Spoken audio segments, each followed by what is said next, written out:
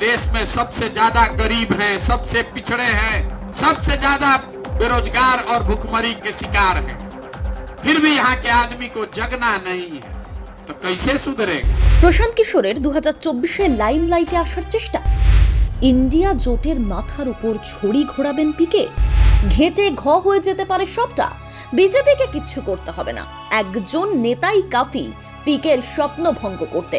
কংগ্রেসে যোগ দিচ্ছেন নাকি প্রশান্ত কিশোর? अगली बार वोट नेता का चेहरा देखकर नहीं, अपने बच्चों का चेहरा देखकर देना है। और वोट का कीमत नाली गली नहीं, मंदिर मस्जिद नहीं, वोट का कीमत है रोजगार और पढ़ाई।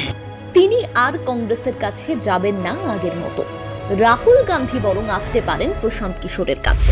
এতদিন বেশ মেঘের আড়ালে থাকার পর এবার পিকে ময়দানে নেমেছেন। বিহারে তার দল বের করেছে জন সুরজ যাত্রা। এদিকে প্রশান্ত কিশোর ইন্টারভিউতে বলে দিচ্ছেন তার সঙ্গে কংগ্রেসের চিন্তা ভাবনা মতাদর্শের বড্ড মিল রয়েছে। ঠিক কি চাইছেন পিকে 2024 সালের লোকসভা নির্বাচনের আগে?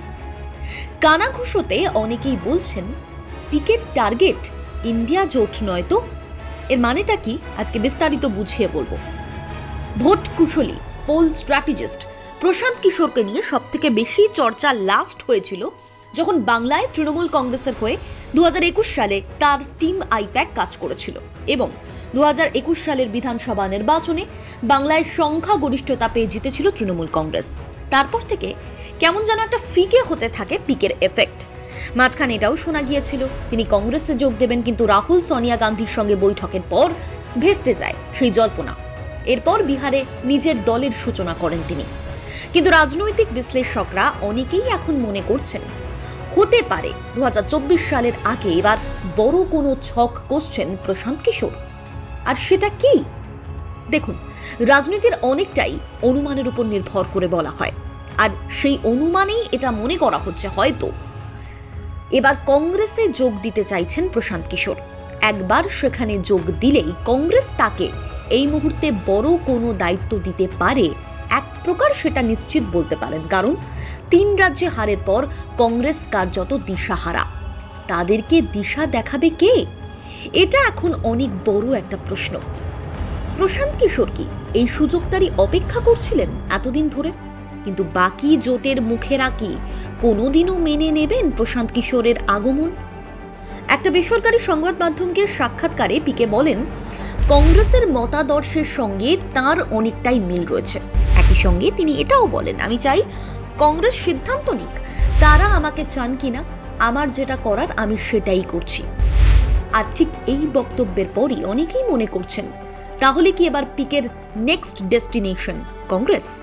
তবে প্রশান্ত কিশোর যদি কোনোভাবে কংগ্রেসে যোগ দেন তাহলে কি বিজেপিকে আরও সতর্ক হতে হবে? বেশ কিছু রাজ্যে হিমাচল প্রদেশ, কর্ণাটক এবং তেলেঙ্গানায় কংগ্রেসের একার সরকার রয়েছে। বাকি বিহার ছাড়াও বেশ কিছু রাজ্যে জোটে রয়েছে কংগ্রেস সরকারে। পিকে যদি কংগ্রেসে আসেন তাহলে তার স্ট্র্যাটেজি পালে হাওয়া দিলেও দিতে পারে সোনিয়া রাহুলের দলকে। কিন্তু এখানেই সব থেকে বড় প্রশ্ন হলো কংগ্রেসে প্রশান্ত কিশোর ঢুকলে সেটা কি কোনোভাবে মেনে নেবেন ইন্ডিয়া জোটের বাকি নেতারা? আর এই বাকি নেতাদের মধ্যেই প্রথমেই উঠে আসে যার নাম, তিনি হলেন জেডিইউ প্রধান নীতিশ কুমার। বিহারে যার সঙ্গে এখন পিকের 36 কা আঁকড়া। বেশ কিছু ইন্টারভিউতে নীতিশ কুমারের বেশ কটাক্ষ করতেই শোনা গিয়েছে পিকেকে।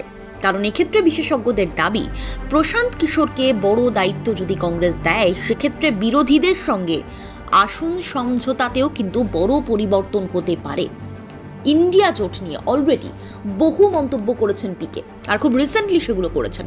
সেখানে পিকের মতে প্রধানমন্ত্রীর মুখ কে হবেন সেই বিষয়ে এখনো সিদ্ধান্ত না নেওয়ার থেকেও বড় দুর্বল জায়গা রয়েছে ইন্ডিয়া জোটের। তার কথায় বিপক্ষদের তরফে জোটের সিদ্ধান্ত যথেষ্ট স্মার্ট, তবে আগামীতে বিরোধী জোট জিতবে কিনা সে সম্পর্কে নিশ্চিতভাবে বলা যাচ্ছে না। প্রধানমন্ত্রীর মুখ কে হবেন, কোথায় কোথায় আসন সমঝোতা হবে, এই বিষয়গুলো তো রয়েছেই, এগুলো খুব সাধারণ ব্যাপার। কিন্তু এই ধরনের মহাজোটে এই বিষয়গুলো থাকেই। তবে ভোটকুশলীর দাবি নির্দিষ্ট কোনো বিষয়ের উপর এখনো আলোকপাতই করেনি বিরোধীরা, আর এটাই সব থেকে দুর্বল জায়গা, যেখানে তাদের লড়াই করার কোনো ভিত্তি নেই। আর এটা যদি না থাকে তাহলে নরেন্দ্র মোদীর বিরুদ্ধে জয়লাভ করা বড্ড কঠিন। কিন্তু পিকের উপদেশ কি আদৌ মানবে ইন্ডিয়া জোট? যদি প্রশান্ত কিশোর কংগ্রেসে যোগদান করেন তাহলে তারপর তাকে দেওয়া হবে বড় দায়িত্ব। তারপর তিনি ইন্ডিয়া জোটের হয়ে কথা বলতে পারবেন বা দিশা দেখাতে পারবেন। এই সব কাজগুলো কি হাতে গোনা কয়েক মাসে সম্ভব হবে? কংগ্রেসের সামনে কিন্তু এখন দুটো পথ খোলা।